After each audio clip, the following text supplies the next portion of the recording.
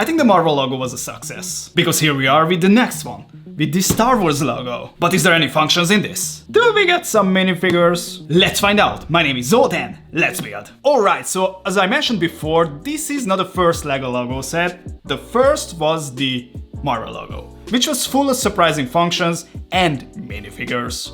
This is an 18+ set number 75407, and it contains 700 pieces. The set will be available starting May 1st, 2025, and the pricing, well, that's a strange one. It will retail for 60 USD or 70 euros. So the price per piece ratio in the US is surprisingly good, about 8 cents per piece. But in the EU, it's around 10 cents, which is significantly more expensive. On the back of the box, we can see the original New Hope poster and the measurement. The sign will be 11.5 inches long. Alright, so I have 6 number bags, which are in these paper ones, and surprise, surprise, 2 manuals. Why do I have 2? Why just not 1? Alright, so the second one gonna be 77 pages long, and the first is 83 pages long, so I get it now. The first manual about the star sign, and the second gonna be the wars, I guess, yeah. The second gonna be the wars sign, and fun fact, there are no stickers in this set, and of course, because this is an 18+ set, I have some background information, but only 1 page, so not a huge information about the Star Wars universe at all, so nothing else to do. I'm gonna start this build right now.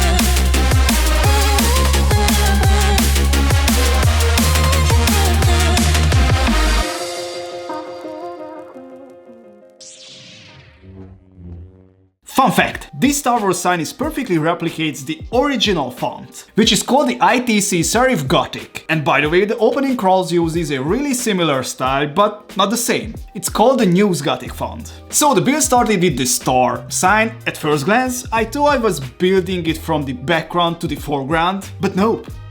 The whole build is done from bottom to up. From the first bag I built the lower part of the sign and basically continued upward until I finished the build. Next I started the war sign using the same snot techniques, and finally I attached them together and done. Now spoiler alert, this set has no functions whatsoever, because this sign made like a vector style logo, so there is no room for play features. And the set doesn't include any minifigures at all, which is a shame. It would have been better with 1 or 2 hidden figs or at least some microfigs inside the structure. On one hand, that's understandable, since this is a cheaper set and comes with a smaller piece count than the Marvel sign, but on the other hand, it really would have been better with some hidden functions and minifigures. So despite the fact this logo looks absolutely fantastic, there is nothing to play with, which is kind of a shame for a LEGO set. But thankfully they did hide something inside the build. Since this logo is based on the first movie, if I remove the top of the S and the T, you can find the fleeing Tantive IV being chased by the Star Destroyer, just like the very first scene from the movie.